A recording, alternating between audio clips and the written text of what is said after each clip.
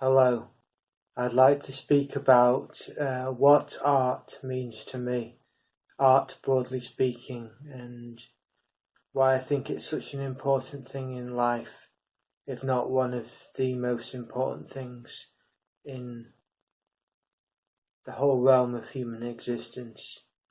Now, by art I mean chiefly poetry, painting and music, which were the three things William Blake said that the flood did not sweep away, meaning the idea of a antediluvian paradise, and these things remained from that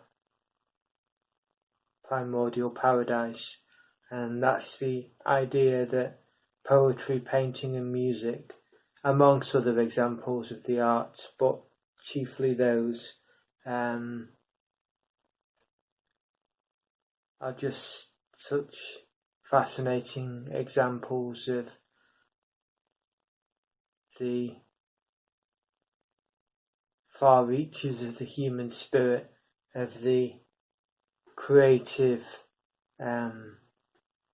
upsurge to try and be the best we can possibly be, and all in a kind of introversive mode, because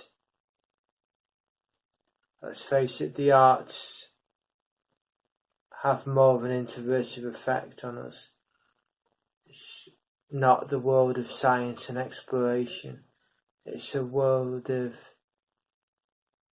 contemplation, meditation on certain truths and aesthetic ideals, and the Catholic triumvirate of beauty, goodness and truth, and all these things are very important. So if I focus on the creativity, it's the idea that with the arts, it just provides the most essential reason for being alive, because it's difficult to explain this. I'm very passionate about this, and it's difficult to put it into words, but basically it is the summation of human culture and human endeavour. Now, put aside religion for a minute, because that's a contentious issue. Religion may be contentious or even divisive, but the arts are not divisive in any way. The arts are universally recognised as providing one of man's highest aspirations. So let's focus on the arts for a minute, because I don't really want to bring religion into this today, because that's not a subject entirely. So the arts offer that supreme creativity, and it's this that I think really sums up the importance of artistic endeavour, and really the inner world as well, the importance of the inner world. And all this is because I live a very quiet life, and I'm all about the inner world. I don't like extroversive experiences. I don't like large crowds or being in the midst of things or being the focus of attention. I much prefer the inner life and the inner world of being, and the arts really provide that for me. So I'm going to finally talk about how it creates its own world, and really poetry, painting and music create their own world, because the sheer excellence of these art forms just compels us to leave exterior things behind and to focus inwardly and focus on that inner experience. And it's really the it's the power of these things, and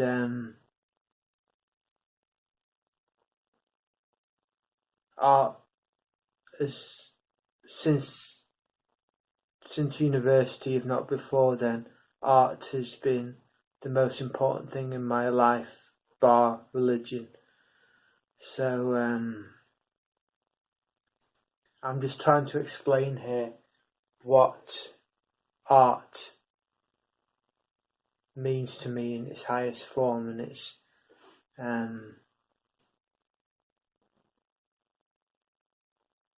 quite difficult to explain to you, but it's like other people live for career, marriage, friendships,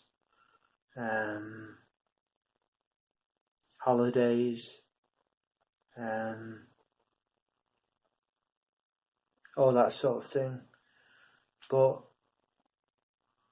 I live for art, and that will either seem very redundant and very sparse, or it'll seem inspired. So one or the other, but I live for art. I live for the sublime, for the creative inspiration, and I can't be doing with the trappings of everyday life. So that's probably why I'm not married, for example, and why my career completely floundered due to illness, which was outside my control, but still it's part of the fabric of my life now that all that's gone.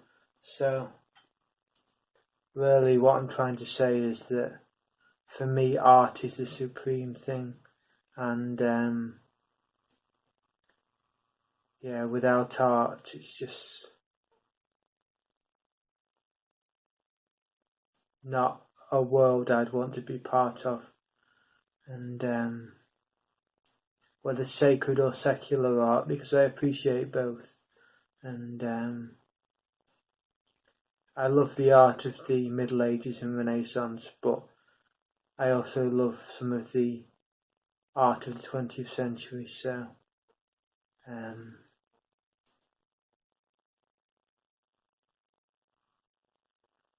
it's just that if only I could try and convey what it means to me.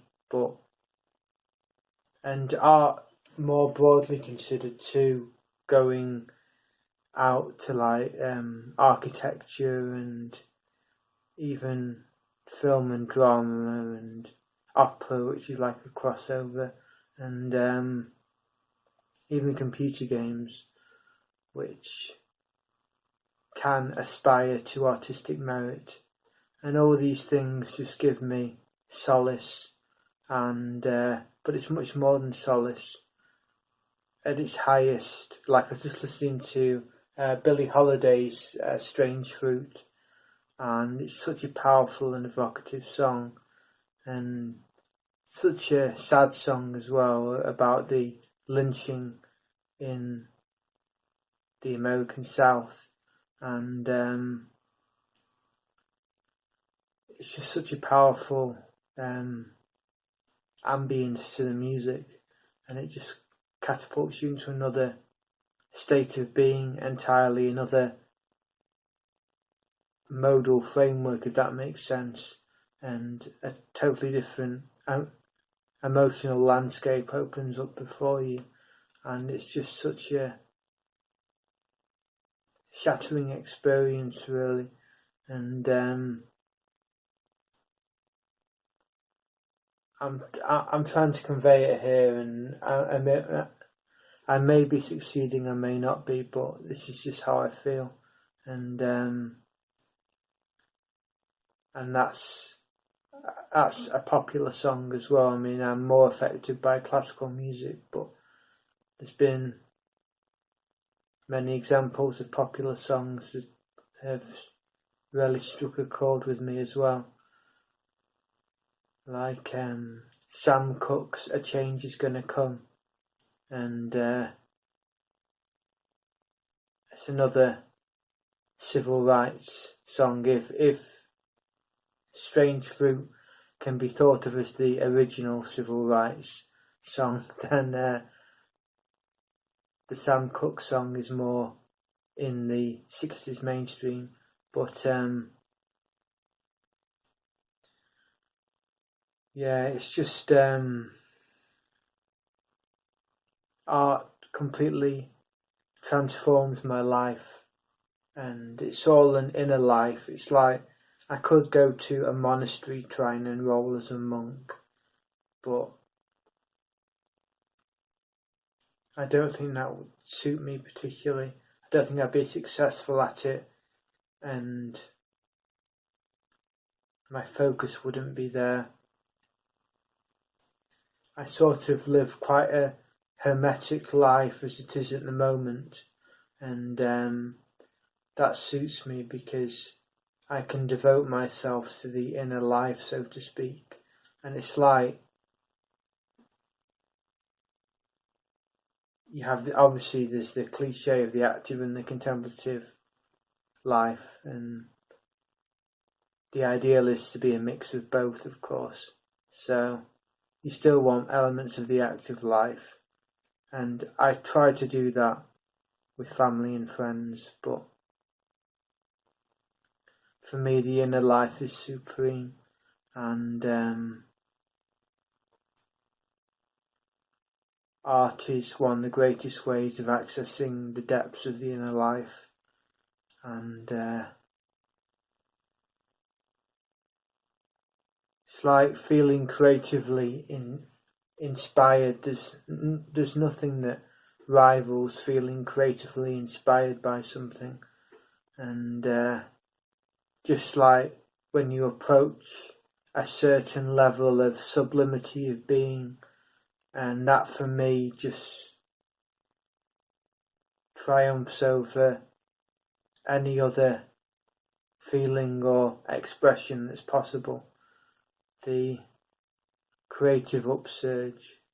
I mean, other than religion, obviously, like in deep prayer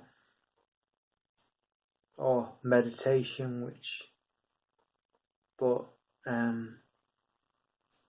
meditation as a form in the West has been lost with the rising tide of secularism, but yeah, just the idea of art. I just love art so much, and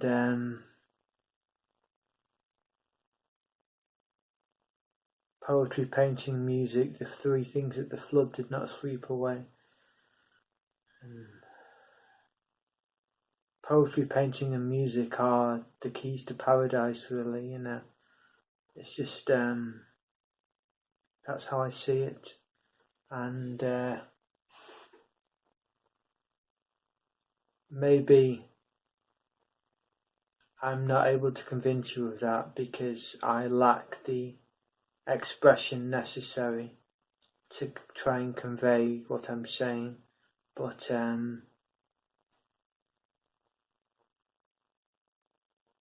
yeah, it's just so powerful.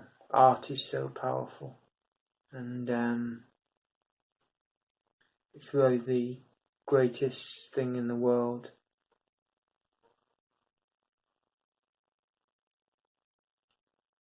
And really, religion is a category within art, if you see it very broadly. If you divide knowledge between art and science, then clearly religion is part of art, not science. But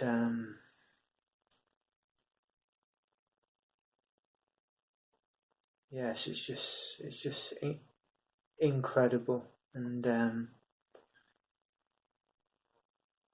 it's like when you feel inspired by a piece of music or an idea or a theme or a section of verse, then it just trivializes everything else.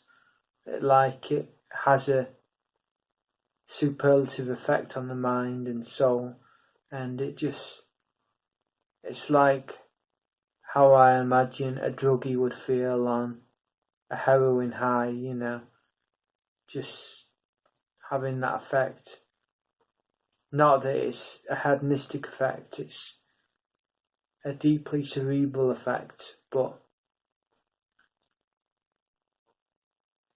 I'm trying to make a useful comparison, and art has that effect, and if I could choose, I'd just study art for the rest of my days and become a specialist probably in the Middle Ages and the Renaissance, but there's other areas as well. I like to have a general knowledge of all eras and then focus on one or two that I think speak to my soul most closely. But yeah, I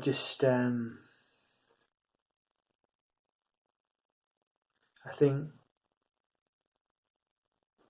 really it goes altogether beyond speech, and that's why I'm struggling here, because the effect can't be put into words, just like spiritual experience can't be put into words. The effects of art can't be put into words, and it just means that marriage and family and meeting up with friends, it's all good, it's all part of the active life which you need, but for me, life at its core is the contemplative life, and that's a solitary thing. So, I mean, take the examples of the great contemplatives within Catholicism. They always mixed active and contemplative. No great contemplative shut themselves off completely unless they were a hermit in the desert. But you've got to have an element of the active life as well, and I understand that. I'm not going to completely shut off from the world, because that's unreasonable, especially in today's urban environment. It's unreasonable to be a true 100% hermit and just, it's impossible anyway. You've got to go out for food and supplies, and but I think it's important to cultivate relationships with family and friends. So I'm not a complete hermit in that respect, but just the idea of the contemplative side of life has always appealed to me, and contemplation of spiritual things or of art is something that will always be the highest principle for me and create the highest effect in mind, heart and soul. And that's more than any other of the joys of life for any other person. I accept that they'll have different summits of joy to their life, but for me, it's definitely art and spirituality. And I'm focusing on art in this section, and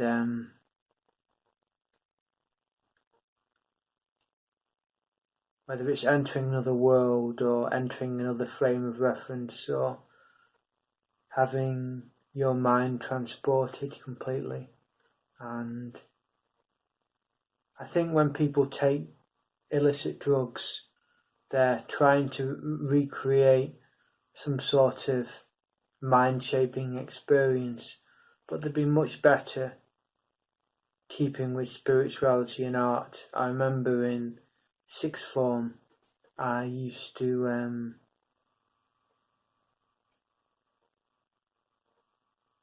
experiment with certain safe substances which had a psychoactive effect, like Carver with a K, which was a substitute for alcohol, and it had a psychoactive effect, and also ground walnut. It all sounds crazy, but I was very much into Aldous Huxley and all that sort of thing. The Doors of Perception. This was in my youth, and I was into the idea of mind-altering substances, although I never really took any illicit drugs, but it's just that has evolved in a much more mature way now, in the fact that I seek it through art and spirituality, and that's what I find truly fascinating now. And you just go on a complete inner journey, and life is full of highlights and moments of inspiration, and all that coheres together into a overall framework of reference, and it means being part of an inspired life. And this may not be apparent on the outside, because on the outside I'm just someone who's mundanely studying these things, but on the scale of the inner world, it's something that's absolutely mind-blowing, and it just has this incredible effect. So that's what I wanted to share with you today. And I know it's been a long video, but thank you for watching.